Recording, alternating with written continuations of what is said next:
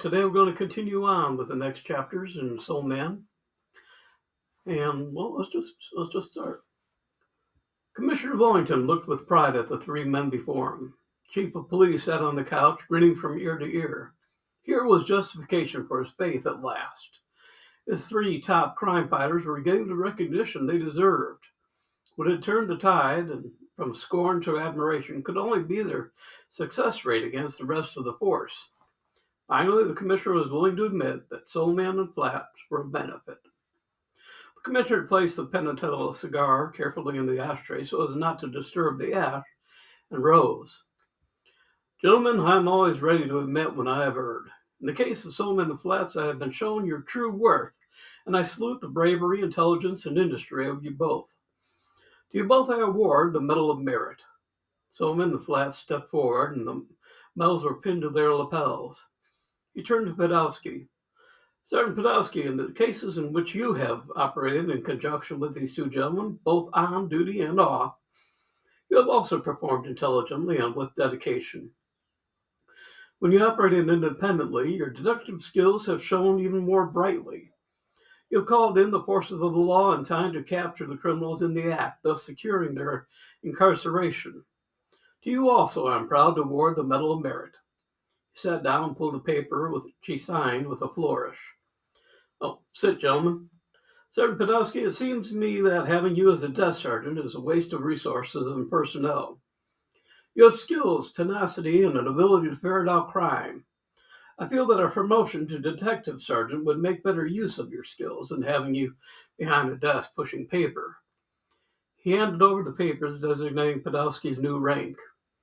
Soleman and Flats applauded with the commissioner-in-chief joining in.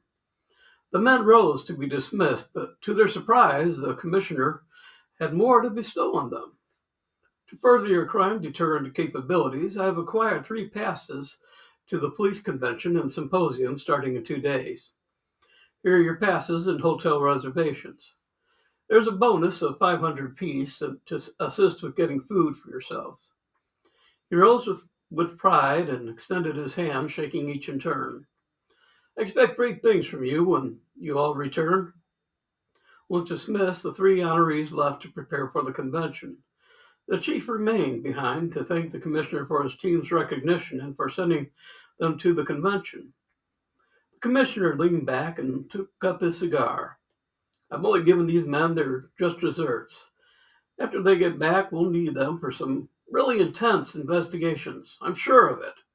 In his mind, he added, and I should know. Big Toe's gang was together. Harry had bailed them out and explained their newest caper. The heist would be held the next day, but tonight was for a meeting of the minds to rebuild trust among thieves. Big Toe's usually harsh and dismissive tones were smoothed out for the meeting. His autocratic manners became suave and persuasive. Gentlemen, I apologize for allowing you to remain in prison without the information that I had planned to have you released once another lucrative option arose. It was not out of malice that you remained incarcerated. You performed admirably, and Harry here had everything figured out. The interference of our 3 adversaries, nay, enemies, was an unforeseen circumstance. They only interfered because a different case had led them to the same location.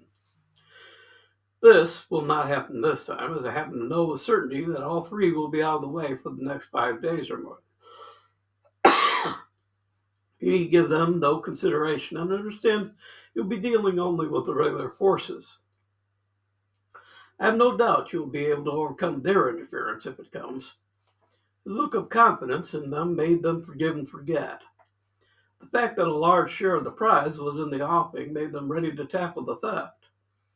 Harry had already scoped out the exhibition and worked out the coming action. He laid out a floor plan and pulled out a notebook. Here's the way things look, fellas.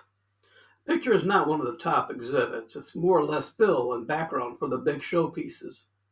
That means that while the building is secure, this piece is less secure than the main pictures. The front door can be opened by Tommy. He turned to Tommy, who pulled out a pack of lockpicks. The reception area has a pressure-sensitive floor, but if the pressure is over a wide enough area, it won't go off.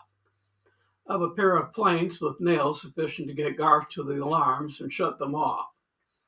Garth grinned at the simplicity of the job so far. Oh, you're the fisherman. There's a water pipe over the area where the painting is. All you need to do is cast over the pipe and hook the picture and reel it in. I'll assist as it gets closer with a pole and hook. We leave. Garth turns the alarm back on and meets us out front. Paul lay back with his feet on the desk, comfortable with his ability to snare the picture and reel it in. Harry turned to Big Toe to see if he had any additions to make. Harry, you're doing great. I'll take the picture, meet the customer, and we get a suitcase full of cash. No sweat, and nobody will realize it's gone till they start the show. Picture being in the corner and not well lit means it might even take a day or two for them to realize the damn thing's missing. Like I said, they're going to be worried about the prize exhibits. Good going, everybody, and good luck. They all rose and left, except for Harry and Big Toe, who retired to a couple of comfortable chairs. Big Toe poured out a couple of gin and tonics, and they discussed more possibilities. Big Toe pulled out a list of smaller places that could be easily robbed in rapid succession, yet yield a substantial return.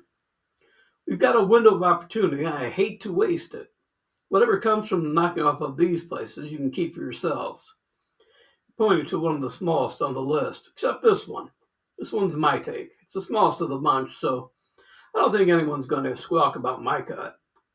According to my calculations, the rush should be about equal, so there shouldn't be much of a problem when you split them. One thing, though, wait about a week or a little more to do the other jobs. The police are going to be tripping over themselves for a while. They're going to be so tensed up they will be on high alert, so give them time to relax a little, then go to town quickly. Harry toasted his boss, but couldn't understand his generosity. Boss, I don't get it. You're the Big Toe, and when we first met, I figured you different. Yet here you are, not only giving us what we all agree is a fair cut of the profits, but now you set up a few extra jobs as a sort of bonus. Big Toe relaxed further at the compliment.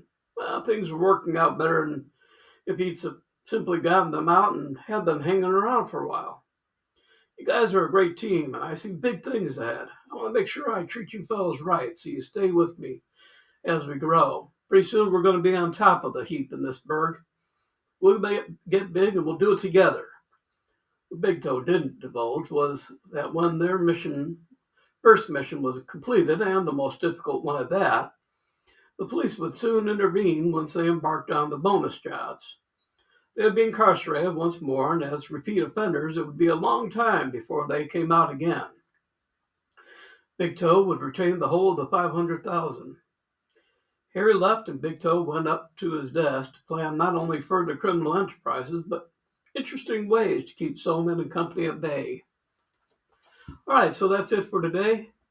We'll be doing some more probably in the next, what day is today? Today's Wednesday, so Thursday, Friday, probably Friday or Saturday. So, yeah, today is Wednesday. Okay, I get confused once in a while. So that's it for today. I look forward to seeing you again on the next reading. Be good to yourself. Bye.